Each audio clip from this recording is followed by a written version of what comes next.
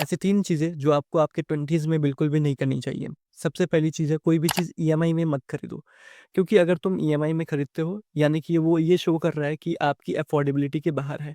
और हम जिस 20s के एज में रहते हैं, हम नई-नई दुनिया की चकाचौंध देख रहे होते हैं, हमें नई हवा लगती है, तो इसलिए हमें ये मन करता है उन चीज़ों को ओन करने का। हालाँकि अफ़ोर्डेबिलिटी के बाहर है, तो उसे मत खरीदो। अगर आपको लग रहा है कि हर महीने मैं 1-2 हज़ार तो जुगाड़ कर ही लूँगा, तो सबसे पहले 1 साल तक वेट कर जाओ, हर महीने 2000 जुगाड़ो, उसके बाद वो चीज़ अफ़ोर्ड कर लेना। 1 साल लेट होगी कोई बात नहीं, जो ईएमआई के ट्रैप में फँस चुके हैं, वो इस बात को समझेंगे।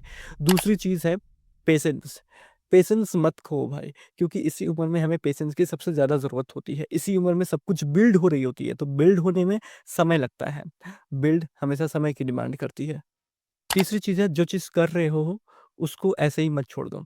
क्योंकि इस उम्र में हमें जो नई हवा लगती है ना, हम बाकी लोगों को देखते हैं कि अरे इस लाइन में ज़्यादा ग्रोथ है या फिर इस लाइन में मैं शायद ज़्यादा जल्दी सक्सेसफुल हो जाऊँ।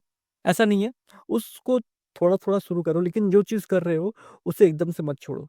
हो सकता है कि आप ऑलरेडी इंजीनियरिंग कर रहे हो या फिर कोई चीज़ की तैयारी कर रहे हो, तो उसमें आप कई हद तक आगे बढ़ चुके हो, उसमें आप इन टाइम इन्वेस्ट कर चुके हो। अगर करना ही है तो उस जिस लाइन में आपने ऑलरेडी टाइम इन्वेस्ट किया है, वहाँ से एक फिक्स्ड इनकम आने लगे, उसके बाद आप ये सारी चीज़ें कर लेना। क्योंकि एट द एंड हमारे माँ-बाप भी यही चाहते हैं, अगर आप खोखले जेब करोगे, कोई भी चीज़ें आपको शोभा नहीं देगी, ये आपका बड़ा मिस्टेक काउंट होगा। फिर आप देखोगे कि आपकी 27-28 साल हो गई, फिर उसमें आपने कुछ अच्छा अचीव नहीं किया। तो ये 3 चीज़ें बिल्कुल मत करना।